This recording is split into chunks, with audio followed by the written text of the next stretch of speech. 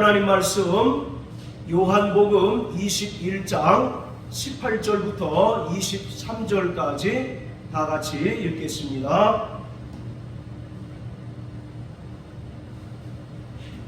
자, 같이 읽습니다. 시작. 내가 진실로 진실로 내게 이르노니 젊어서는 내가 스스로 띠뛰고 원하는 곳으로 다녔거니와 늙어서는 내 팔을 벌리리니 남이 내게 띠띠우고 원치 아니하는 곳으로 데려가리라. 이 말씀을 하심은 베드로가 어떠한 죽음으로 하나님께 영광을 돌릴 것을 가리키심이로라. 이 말씀을 하시고 베드로에게 이르시되 나를 따르라 하시니 베드로가 돌이켜 예수의 사랑하시는 그 제자가 따르는 것을 보니 그는 만찬석에서 예수의 품에 의지하여 주여 주를 파는 자가 누구오니까 묻던 자로라. 이에 베드로가 그를 보고 예수께 여짜오되 주여 이 사람은 어떻게 되겠사옵나이까? 예수께서 가라사대 내가 올 때까지 그를 머물게 할지 내게 무슨 상관이냐? 너는 나를 따르라 하시더라. 이 말씀이 형제들에게 나가서 그 제자는 죽지 아니하겠다 하였으나 예수의 말씀은 그가 죽지 않겠다 하신 것이 아니라 내가 올 때까지 그를 머물게 하고자 할지라도 내게 무슨 상관이냐 하신 것이로라. 아멘. 베드로가 로마에서 복음을 전파하다가 당시의 황제가 네로였었는데 네로가 로마 전 시내를 불을 질러 버립니다. 그리고 로마 대화재의 책임을 그리스도인들에게 전가해서 그때로부터 그리스도인들에 대한 핍박이 심해졌습니다. 이에 베드로는 점점 다가오는 핍박을 피해서 로마를 황급히 떠나는 그런 길에 반대편에서 로마를 향해서 오시는 예수님을 만났습니다.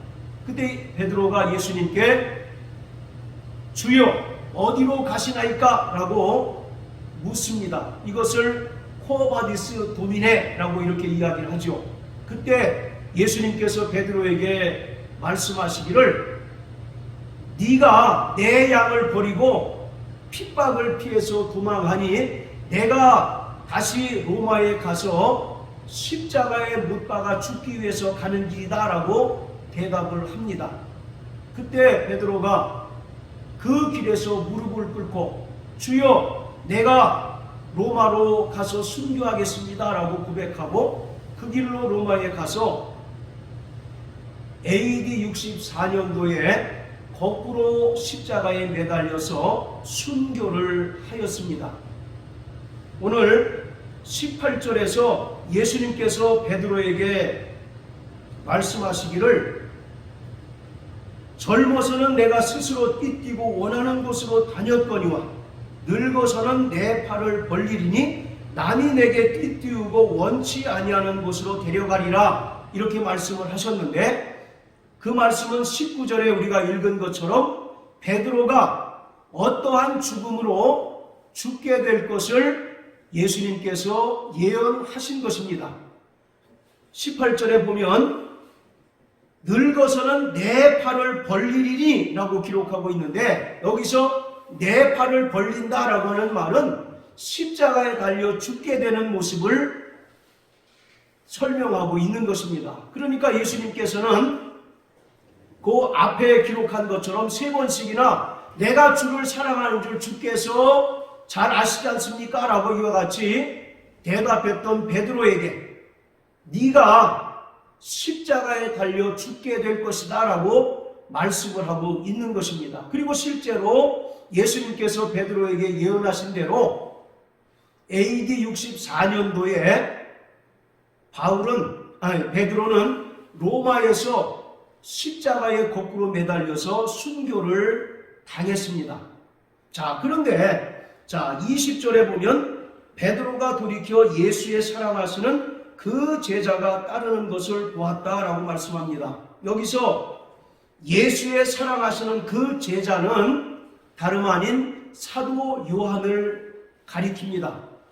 그 제자에 대해서 20절에 설명하기를 그는 만찬석에서 예수의 품에 의지하여 주여 주를 파는 자가 누구입니까? 라고 묻던 자다라고 이렇게 기록합니다. 요한복음 13장 25절에 보면 사도 요한이 예수님의 품에 안겨서 예수님께 누가 예수님을 팔겠습니까? 라고 이렇게 묻는 장면이 나오죠. 그래서 여기서 예수의 사랑하는 그 제자는 다름 아닌 사도 요한입니다. 그리고 요한복음 19장에 보면 사도 요한은 예수님께서 십자가에 못 박히셨을 때 4명의 여인과 함께 십자가 곁에 서서 예수님께서 십자가에 달려 죽으시는 그 운명하시는 그 순간을 최종적으로 목격했던 제자였습니다. 나머지 제자들은 다 두려워서 도망치고 숨었지만 사도 요한만큼은 끝까지 예수님께서 십자가에 못 박히셨을 때 그리고 죽는 순간까지 함께했던 그러한 제자였습니다. 그래서 예수의 사랑하시는 그 제자라고 이렇게 표현하고 있어요. 자, 그런데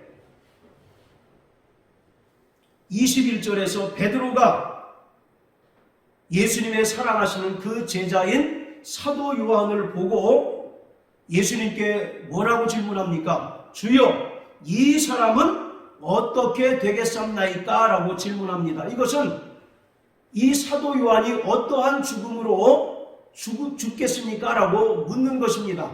그 앞절에서 예수님으로부터 자신은 십자가에 달려서 죽게 될 것을 예언받은 베드로가 예수님의 사랑하시는 그 제자 요한을 보고 예수님, 그렇다면 저 사람은 어떻게 죽겠습니까? 라고 예수님께 질문을 하는 그런 내용입니다. 자, 21절 보면 베드로가 예수님께 했던 이 질문은 굉장히 간단한 것 같이 보여요. 그런데 의외로 이 짧은 질문 안에 베드로의 복잡한 심정이 담겨 있다는 것을 우리가 알 수가 있습니다. 단순히 사도 요한이 어떠한 죽음으로 죽게 될 것인가에 대한 호기심 때문에 물어봤을 경우도 있고, 아니면 어떤 당시에 그 사도들 간에 보이지 않는 어떤 경쟁이나 질투심이 있었다고 합니다. 그러한 자기와 사도 요한을 비교하는 그런 그 심리에서 발동해서 예수님, 그렇다면 저 사람은 어떻게 되겠습니까? 라고 묻는 것은 베드로 자신과 사도 요한 둘 중에 누가 더 주님의 사랑받는 제자입니까? 라고 묻는 그런 물음이 담겨 있는 질문이에요. 그러니까 단순히 사도 요한이 어떻게 죽게 될 것인가에 대한 물음보다도 그 이면에 베드로 자신과 사도 요한 둘 중에 누가 더 주님의 사랑받는 제자입니까? 라고 묻는, 그러니까 베드로와 사도 요한을 비교하는 그런 비교 심리에서 질문을 하게 된 것입니다. 자, 그랬더니 예수님께서 22절에서 뭐라고 대답을 하시느냐면, 내가 올 때까지 그를 머물게 하고자 할지라도 내게 무슨 상관이냐? 너는 나를 따르라. 이렇게 대답을 하셨어요. 이것은 어떤 의미를 가지고 있느냐면, 이 사도 요한이 어떠한 죽음으로 죽든 그것은 네가 상관할 바가 아니고 너는 너에게 맡겨진 그 사명과 사역을 감당하는 일에 충실하라. 이렇게 예수님께서 베드로에게 말씀을 하시는 것입니다. 자, 그리고 23절에 보면, 자, 우리 23절 다 같이 한번 읽어볼까요? 자, 시작. 이 말씀이 형제들에게 나가서 그 제자는 죽지 아니하겠다 하였으나 예수의 말씀은 그가 죽지 않겠다 하신 것이 아니라 내가 올 때까지 그를 머물게 하고자 할지라도 내게 무슨 상관이냐 하신 것이거라. 지금 22절에서 예수님께서 베드로에게 내가 올 때까지 그를 머물게 하고자 할지라도 내게 무슨 상관이냐, 너는 나를 따르라 하신 말씀을 당시에 초대교회 성도들이 오해했다는 것입니다. 23절에 보면 이 말씀이 형제들에게서 나가서, 이 말은 그 예수님의 대답을 형제들이, 즉 초대교회 성도들이 오해했고 그 의미가 와전되었다는 것입니다. 그래서 그들은 예수님의 말씀을 어떻게 이해했느냐면, 예수님께서 다시 오실 때까지 결코 사도 요한은 죽지 않으리라는 그런 의미로 예수님의 말씀을 받아들였던 것입니다. 그래서 그들은 예수님의 재림을 시간적으로 곧 이루어질 사건으로 믿어 의심치 않았고, 그리고 그때부터 초대교회 성도들의 관심사는 뭐였겠습니까? 사도 요한의 이 건강이 당시 성도들에게 초미의 관심사예요. 왜 그렇습니까? 사도 요한이 죽기 전에는 반드시 예수님께서 다시 오신다고 말씀하신 그런 의미로 받아들였기 때문에 사도 요한이 건강한지 아닌지를 늘 초대교회 성도들은 살폈던 것입니다. 자, 무슨 말씀인지 이해하셨죠? 내가 올 때까지 그를 머물게 하고자 할지라도, 이 말을 사도 요한이 생전에 반드시 주님께서 오실 것이다 라고 하는 그런 의미로 당시의 성도들은 예수님의 대답을 받아들였다는 것입니다. 그래서 늘 이제나 저제나 예수님의 재림을 기다림과 동시에 사도 요한이 건강한지 여부를 늘 확인했던 거죠. 그러다가 사도 요한이 AD 100년쯤에 죽게 됩니다. 그럼에도 불구하고 예수님의 재림이 이루어지지 않자 초대교회의 많은 성도가 재림에 대해서 회의를 품게 되고 또 믿음을 버리고 세상으로 돌아간 사람들이 있다는 거죠. 그래서 사도 요한이 23절을 기록하게 된 것은 예수님의 하신 그 말씀을 오해하는 자들에게 다른 이해를 갖도록 23절을 부연해서 기록하고 있는 것입니다. 그러니까 22절에서 예수님의 말씀은 재림에 대한 말씀이 아니라 각자에게 맡겨진 그 거룩한 사역이 있고 사명이 있기 때문에 그 사역을 충실히 감당하는 것이 중요하다라는 그런 의미를 하는 것이지, 결코 사도 요한이 생전에 반드시 예수님의 재림이 이루어진다는 그런 의미가 아니라는 것입니다. 그래서 사도 요한이 23절을 다시 한번 기록함으로써 이 말에 대한 바른 이해를 가르쳤고, 또 당시에 혼란스러웠던 재림신앙을 바르게 유도하기 위해서 23절을 기록하게 된 것입니다. 자, 사도 요한은 어떤 기록에 의하면 98세에 사망했다라고 기록하기도 하고, 또 어떤 기록에 의하면 94세에 죽었다라고 이렇게 이제 기록한 기록들이 있습니다. 여하튼 간에 사도 요한을 제외한 나머지 11명의 모든 제자는 다 순교를 당했습니다. 그런데 유일하게 이 사도 요한만큼은 100세 가까이까지 살면서 자연사를 하게 되었어요. 이 사도 요한이 대단히 중요한 인물입니다. 자, 우리 24절을 한번 읽어볼까요?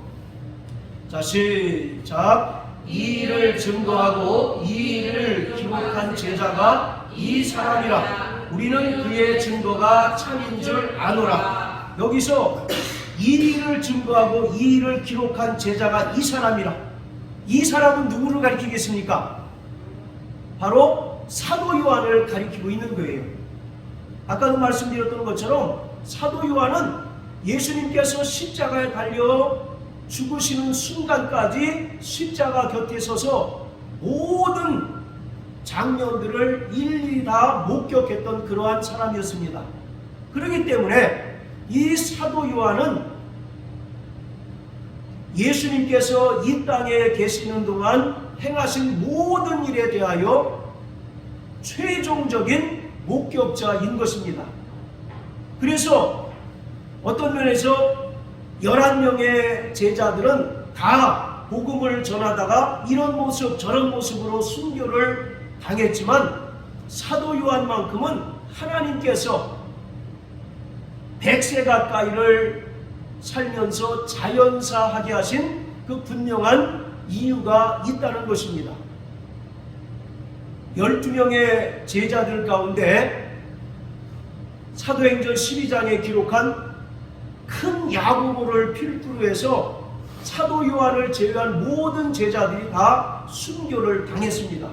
야고보는 칼로 목베임을 당해서 죽었고, 그리고 베드로는 말씀드린 것처럼 로마에서 거꾸로 십자가에 매달려 죽었어요. 그리고 안드레는 X자형 십자가에 달려서 순교를 당했습니다. 그리고 빌립은 87세에 순교를 당했다고 기록되어 있고요. 그리고 바돌로메는 거꾸로 십자가에 매달려서 죽게 됐는데 그 살가죽을 다 벗겨지는 죽음을 당했습니다. 자, 그리고 도마는 인도에 가서 복음을 전하다가 창에 찔려서 순교를 당했습니다. 그리고 마태는 T자형 십자가에 매달려서 이제 순교를 했고, 그리고 작은 야고보, 예수님의 제자들 중에 야고보라는 인물이 많이 나오죠. 작은 야고보는 톱으로 그 몸을 켬을 당해서 순교를 당했습니다. 대단히 끔찍하죠. 자, 그리고 다데오라고 하는 인물은 순교를 했는데 창에 찔려서 이제 최종적으로 순교를 했습니다. 그리고 시몬은 톱으로 그 몸이 갈기갈기 찢겨서 이제 죽었답니다. 그리고 가장 늦게 예수님의 제자에 합류한 마띠아라고 하는 인물은 도끼로 그 목이 참수를 당하는 죽음으로 순교를 당했대요. 생각만 해도 굉장히 끔찍하죠. 그들이 각자의 그 자리에서 복음을 전하다가 이렇게 11명이 모두 인간이 정말 그 당할 수 있는 가장 끔찍한 형벌을 당해서 결국 순교를 당했습니다. 그런데 사도 요한은 순교를 당한 것이 아니라, 물론 그 삶이 100세 가까이를 사는 동안 여러 가지 고난이 많았고 핍박을 당했지만, 그래도 다른 제자들과 같이 타의에 의해서 순교를 당한 것이 아니라 반모라고 하는 섬에서 100세 가까이를 살면서 자연사를 했습니다. 자, 그렇다면 여러분, 11명의 사도들의 그 순교의 죽음이 더 값진 것일까요? 아니면 사도 요한같이 자연사한 그 죽음이 더 값진 죽음일까요? 지금 베드로는 그 질문을 하고 있는 겁니다.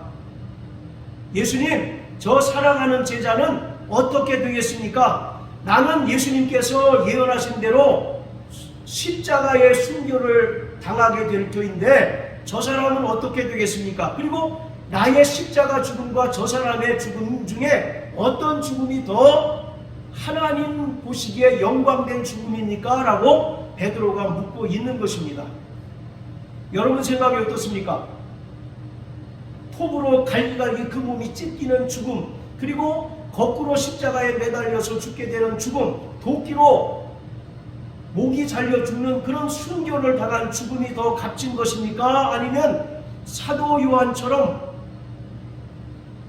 자연사한 죽음이 더 값진 죽음입니까? 어떻게 생각하세요? 네, 바로 하나님 안에서는 그 죽음이 경중이 없다는 것을 우리는 잘 알아야 합니다.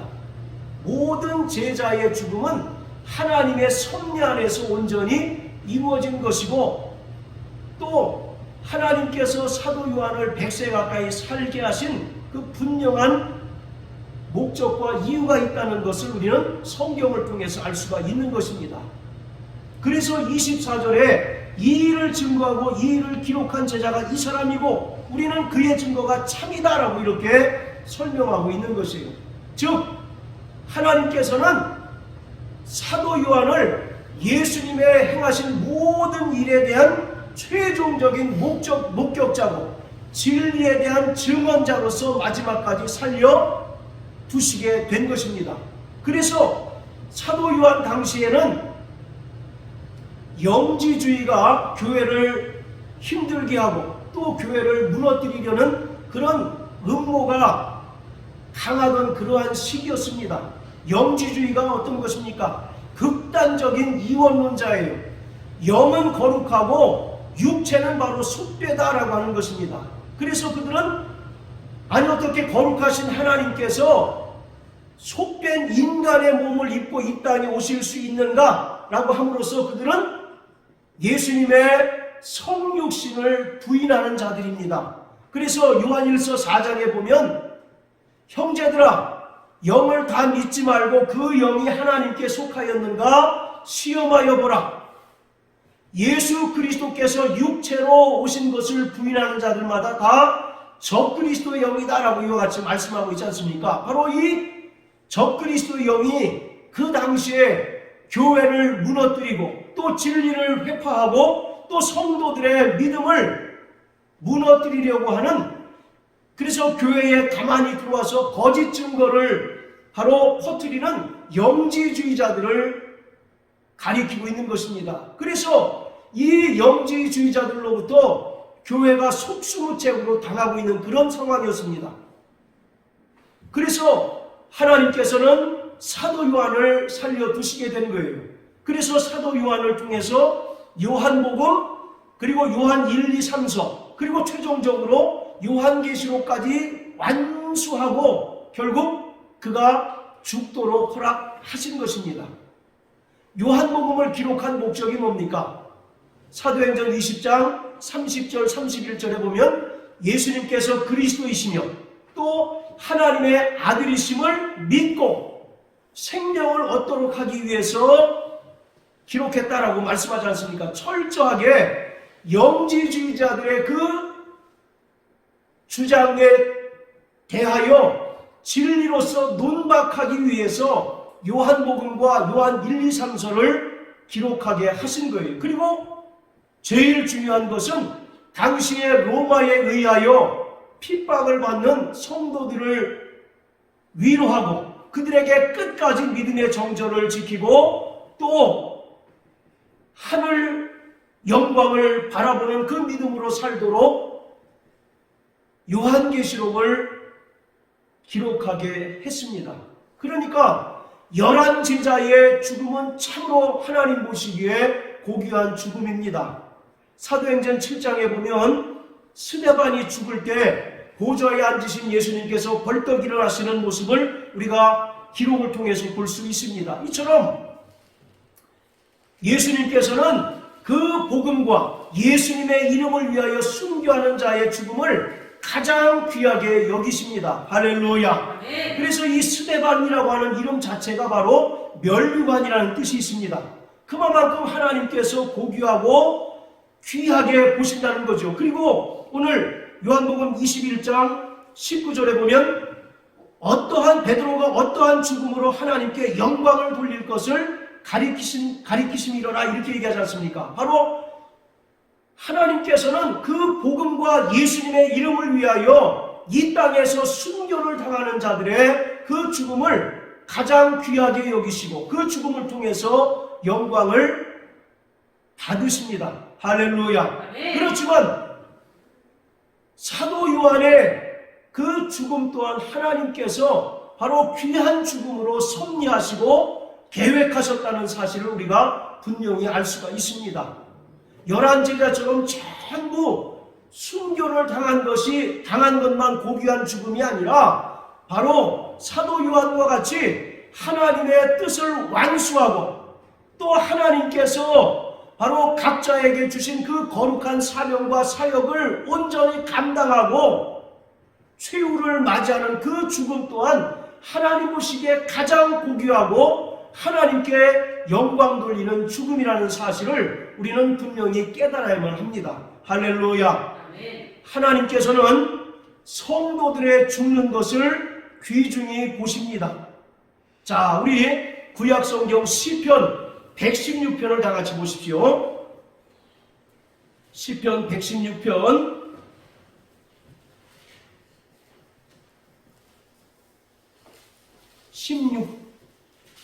15절입니다. 시편 116편 15절. 자, 시작. 성도의 죽는 것을 여호와께서 귀중히 보시는도다. 다시 한번 시작. 성도의 죽는 것을 여호와께서 귀중히 보시는도다.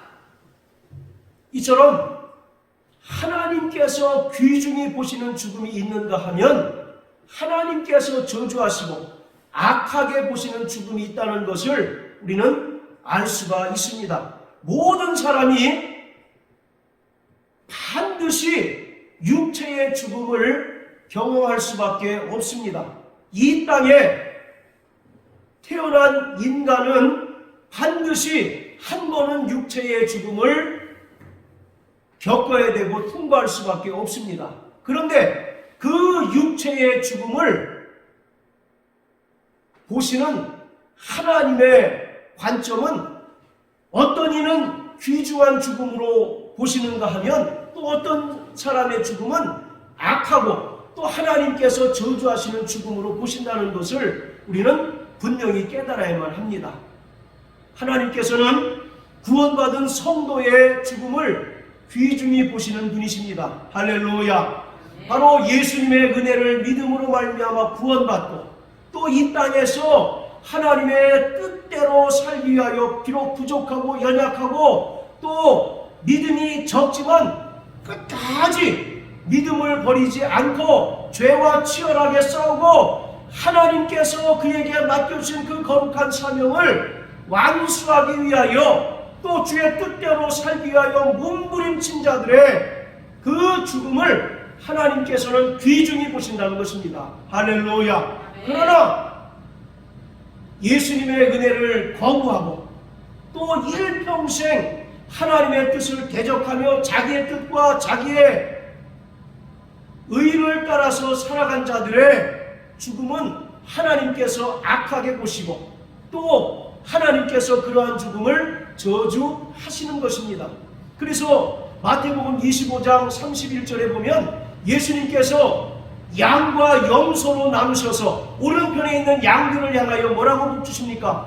내 아버지께 복받은 자들이여 창세로부터 예비된 아버지의 나라를 상속하라. 이와 같이 말씀하셨어요. 할렐루야. 그리고 또 계시록 2장 10절에 보면 너희가 죽도록 충성하라. 그리하면 생명의 면류관을 주시겠다라고 말씀하고 있습니다. 끝까지 어떠한 핍박과 위협에도 불구하고 믿음의 정견을 지킨 자들에게 생명의 면류관, 즉 영원한 생명을 보상으로 주신다고 말씀하고 있습니다. 그러나 예수님께서 왼편에 있는 염소들에게 뭐라고 얘기하십니까? 저주받은 자들아, 마귀와 그의 사자들을 위하여 예비된 영영한 불못에 들어가라 라고 이와 같이 저주하시는 것을 볼 수 있습니다. 그리고 계시록 20장 14절 15절에 보면 누구든지 생명책에 기록되지 않은 자는 영원히 꺼지 않는 불못에 던져진다라고 말씀하고 있습니다. 이처럼 하나님께서는 구원받은 성도의 죽음을 귀중히 보시고 성도들의 죽음을 통하여 기뻐하실 뿐만 아니라 성도들의 죽음을 통해서 영광 받으신다는 것을 우리는 분명히 깨닫는 자가 되어야 합니다. 그래서 구원받은 성도들에게는 영원한 하나님의 나라로 보상을 해 주신다고 말씀하고 계세요. 그러나 일평생 예수님의 은혜를 거부하고 하나님의 뜻을 대적하고 자기의 생각과 의와 뜻대로 살아간 자들을 하나님께서는 저주하시고 그러한 자들의 죽음을 악하게 보실 뿐만 아니라 그러한 자들의 죽음을 영원한 지옥으로 보응하신다는 사실을 우리는 분명히 깨달아야 합니다. 그렇기 때문에 구원받은 성도들은 날마다 순교의 삶을 살아야 합니다. 날마다 순교자의 삶을 살아내야 하는 것입니다. 지금 이 순간에도요, 이역만리 먼 곳에 보내심을 받아서 복음을 전하는 와중에 참수를 당하는 사람들이 많습니다. 이름도 없이 빛도 없이, 특히 무슬림 지역 같은데, 미전도 종족 같은데 가서 복음을 전하다가 풍토병에 의해서 죽는 사람들이 있고, 또 순교를 당하는 사람들이 대단히 많습니다. 자, 그렇다면 우리도 전부 다 먼 곳에 가서 복음을 전해야 될까요? 물론 그런 믿음의 분량이 있는 사람들은 빨리 가셔야 합니다. 그러나 순교자의 삶이라고 하는 것은 복음의 불모지 가서 복음을 전하다가 순교하는 것, 그것도 순교자의 삶이지만 이 땅에서 철저하게 자기를 부인하고 자기 십자가를 지고 주님을 따르는 삶 또한 바로 주님은 순교자의 삶이라고 말씀하고 있습니다. 마태복음 16장 24절에 예수님께서 뭐라고 얘기하십니까? 나를 따르려거든 자기를 부인하고 또 자기 십자가를 지고 나를 따라야 할 것이다 라고 말씀합니다. 자기를 부인한다는 게 뭐예요? 자기 십자가를 진다는 게 무슨 말입니까? 나는 철저히 죽은 자임을 시인하는 겁니다. 그리고 오직 나를 통해서 예수만이 존귀히 드러나고 예수만이 영광 받으시는 삶을 살아내는 것, 그것이 바로 자기 부인의 삶이고 철저하게 자기를 부정하고 십자가를 지고 주님을 따르는 삶인 것입니다. 그렇기 때문에 먼 곳에 가서 복음을 전하다가 순교의 죽음을 당하는 것도 하나님께서 기쁘게 보시지만 이 땅에서 철저히 자기를 부인하고 자기 십자가를 지고 주님을 따르는 그 삶 또한 바로 하나님께서 귀중히 보신다는 사실을 우리는 분명히 깨달아야만 합니다. 그래서 주님께서는 바로 우리에게 순교의 삶을 살기를 원하시는 것입니다. 자, 우리 베드로전서 2장을 다 같이 한번 보시겠어요? 베드로전서 2장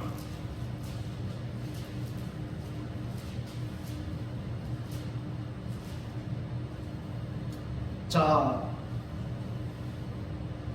18절부터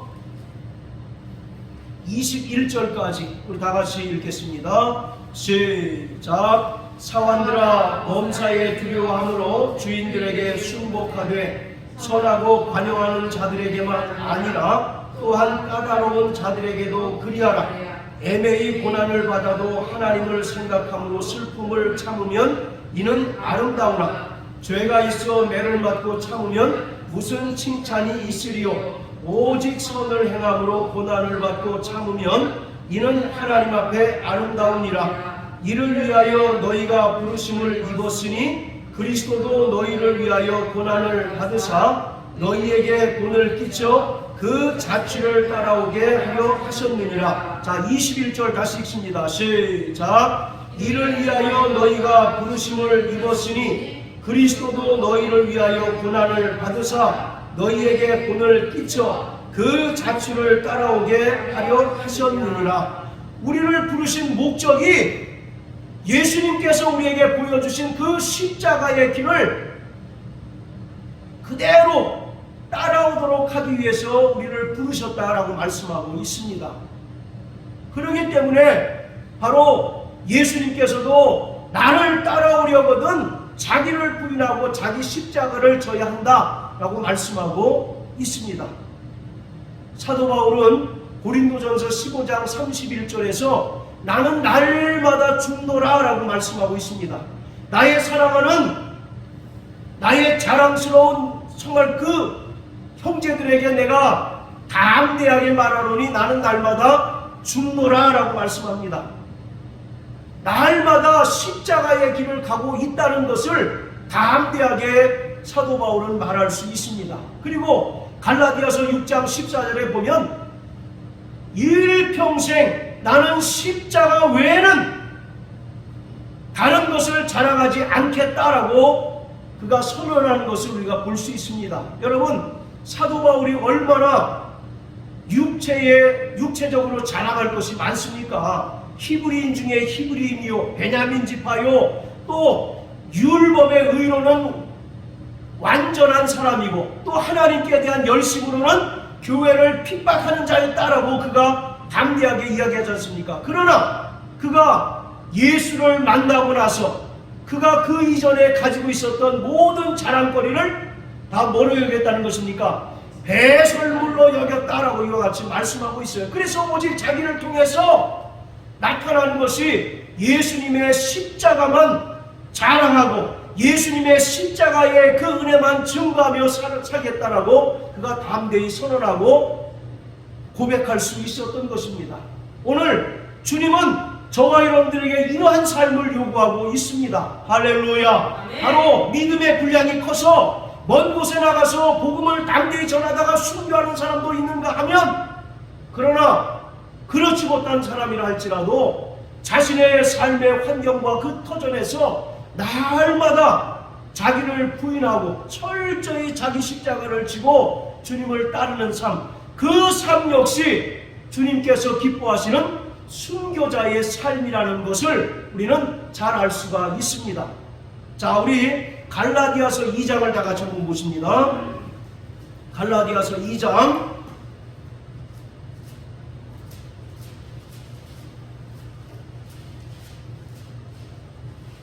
자, 9절입니다. 시작. 또 내게 주신 은혜를 알므로 기둥같이 여기는 야고보와 게바와 요한도 나와 바나바에게 교제의 악수를 하였으니 이는 우리는 이방인에게로 저희는 할례자에게로 가게 하려 함이라. 자, 기둥같이 여기는 야고보, 게바, 요한 이렇게 얘기합니다. 이 말은 초대교회가 세워지고 또 초대교회가 진리의 초석 위에 굳게 서는 데에 이 세 사람의 역할이 대단히 컸다는 것을 이야기하고 있습니다. 그런데 이 세 사람의 역할이 각각 달라요. 첫 번째 나오는 야고보는 사도행전 12장 2절에 기록한 것처럼 사도들 중에 제일 먼저 순교를 당했습니다. 칼로 목베임을 당했어요. 그래서 예루살렘 교회는 순교의 피 위에 세워진 교회인 것입니다. 자, 그리고 두 번째, 게바는 베드로죠. 자, 베드로에게 예수님께서 어떤 사명을 맡기셨습니까? 네가 나를 사랑하느냐? 예수님께서 3번 물으셨고, 베드로는 그 예수님의 질문에 대해서 내가 주를 사랑하는 줄 주께서 아십니다 라고 대답했을 때 예수님께서 그 뒤에 뭐라고 얘기하십니까? 내 양을 먹이라, 내 양을 치라, 또 내 양을 먹이라 이렇게 말씀하지 않습니까? 바로 이 베드로를 통해서는 교회의 그 기능이 철저히 양무리를 목양하는 그런 기능이 있다는 것을 보여주고 있는 겁니다. 자, 그리고 또 요한, 아까 요한복음 21장 24절에 보면 이 요한은 진리에 대하여 목격한 자다라고 말씀하고 있지 않습니까? 교회의 기능이 철저히 하나님의 양무리를 치는 것뿐만 아니라 또 요한과 같이 진리에 대한 목격자고 또 진리를 증거하는 증인의 삶을 살아야 된다는 것을 요한을 통해서도 보여주고 있는 거예요. 자, 이처럼 야고보, 게바, 요한이 모두 같은 사도이지만 각각 맡은 역할이 다르고 또 그 역할을 이들이 충실히 수행함으로 인해서 하나님께서 그들의 죽음을 통해서 영광 받으셨습니다. 오늘 이와 같이 구원받은 성도들에게는 하나님께서 맡겨주신 거룩한 사명이 있습니다. 그 사명은 바로 순교자로서 살아가는 겁니다. 할렐루야. 바로 이 땅을 살아갈 때 철저히 순교자의 삶을 살기를 주님께서는 강력하게 원하셔요. 그 십자가의 길이 죽는 길임을 뻔히 알면서도 우리는 주님께서 우리에게 보여주셨고 주님께서 그 길을 가셨기 때문에 우리도 원망과 불평 없이 그 길을 온전히 따르는 자가 되어야 합니다. 설교 처음에 주여 어디로 가시나이까? 라고 베드로가 고백했다고 말씀드렸지 않습니까? 그때 네가 버린 양무리를 위해서 내가 다시 십자가에 못 박혀 죽기 위해서 로마로 간다 라고 예수님께서 말씀하자 베드로는 그때 크게 깨닫고 회개했습니다. 주여 내가 가겠습니다. 그러면서 그가 로마에 가서 십자가에 매달려 죽게 됐는데 우리 스승 되신 예수님께서 십자가에 매달렸는데 내가 어떻게 감히 그 예수님과 똑같이 십자가에 매달려 죽을 수 있느냐? 나를 거꾸로 매달아 달라고 해서 십자가에 거꾸로 매달려서 죽게 됐다는 겁니다. 그리고 또 다른 기록에 의하면 그 성경에는 베드로의 부인 이름이 안 나오지 않습니까? 근데 다른 기록에 보면 엘루마라고 하는 그 베드로의 부인의 이름이 나와요. 근데 이 부인 역시도 베드로와 같이 십자가에 달려 죽었다는 그런 기록이 있습니다. 오늘 주님은 우리에게 십자가에 달려 죽기를 원하십니다. 할렐루야. 예수님께서 십자가에 달려 죽으실 때 우리도 함께 십자가에 달려 죽었습니다. 그리고 예수님께서 십자가에서 부활하실 때 우리도 예수님과 함께 부활한 자들입니다. 이것을 우리가 고백하는 그 증거가 뭡니까? 표가 뭡니까? 침례죠. 그래서 침례는 그 침례 자체로 우리가 죄사함 받는 것이 아니라 침례 받은 자는 양심이 하나님을 쫓아 행하는 것이다 라고 베드로전서 3장 21절에 말씀하고 있습니다. 자, 따라하세요. 나는 침례 받은 자다. 침례 받은 자는 주님께서 우리에게 보여주신 그 십자가의 길을 가야 한다는 것입니다. 여러분, 십자가의 삶을 살고 계십니까? 여러분, 철저히 자기 부인의 삶을 살고 계시느냐고요? 날마다 자기 십자가를 지고 주님을 따르고 계십니까? 주님은 구원받은 성도의 죽음을 귀중히 보시는 분이십니다. 그렇기 때문에 우리가 날마다 순교자의 삶을 사는 자가 되어야 합니다. 어찌 보면 이런 자들이 천국에 들어갈 수 있다는 사실을 우리는 성경에서 발견해야 하는 것입니다. 이제 2023년도가 이제 끝이 나고 또 우리에게 2024년도가 다가올 터인데 여전히 육체에 매여서 허덕이는 모습으로 사는 자가 아니라 날마다 성령으로 새롭게 변화되는 우리 반석교회 성도 되시길 주님의 이름으로 축복합니다. 우리는 점점 그때가 알지 못하지만 점점 주님께서 말씀하신 재림의 그 징조들이 나타나는 것을 우리가 눈으로 목격하고 보지 않습니까? 이러한 때에 우리가 여전히 육체에 매여서 세상에 매여서 헉헉거리며 살아가는 자가 아니라 정말 주님의 그 말씀을 우리의 신비에 굳게 세우고 그 말씀을 따라서 날마다 깨어있고 날마다 철저히 주님께서 우리에게 보여주신 그 십자가의 길을 따르는 정말 믿음의 성도 되시기를 예수님 이름으로 축복합니다. 자, 따라하세요. 나 영혼아, 자기 부인의 삶을 살자. 나 영혼아, 자기 십자가를 지고 주님을 따르는 자가 되자. 십자가의 길은 죽음의 길이나 그 마지막에는 영광이 있다. 할렐루야. 바로 십자가 없이는 결코 영광이 없다는 사실을 성경은 우리에게 분명히 말씀합니다.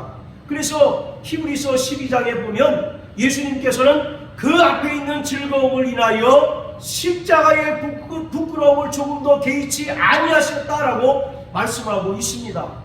그리고 로마서 8장 17절에 보면 우리가 그리스도와 함께 하나님의 자녀가 되었으면 하나님의 후사가 되었고, 또 하나님의 후사된 자는 영광을 받기 위하여 뭘 받아야 된다고요? 고난을 받아야 된다라고 말씀하고 있습니다. 우리가 고난을 외면하고 고난을 회피할 때 성령은 우리를 억지로 고난의 길로 참여시킵니다. 예수님께서 베드로에게 네가 젊어서는 내 임의로 띠띠우고 다녔지만 늙어서는 남이 너를 띠띠우고 원치 않은 곳으로 데리고 간다라고 말씀한 것처럼, 구원받은 성도들인 우리가 고난을 외면하고 고난을 회피할 때 성령이 우리를 강권적으로 고난의 길로 인도하십니다. 강권적으로 고난을 겪게 하시는 거예요. 그 고난을 통과하지 않으면 우리는 하나님 나라의 영광을 얻지 못합니다. 그 고난을 끝까지 견디지 않고서는 하나님 나라의 그 영광을 상속받을 수 없습니다. 그러므로 사랑하는 성도 여러분, 날마다 정말 자기를 부인하고 자기 십자가를 지고 주님을 따르는 순교자의 삶을 살아내시는 저와 여러분들 되시길 주님의 이름으로 축복합니다. 아멘. 이제 2024년도 새해가 되면 우리가 정말 날마다 성령으로 새롭게 변화되어서 주님을 따르는 믿음의 성도가 되시기를 예수님 이름으로 축복합니다. 할렐루야.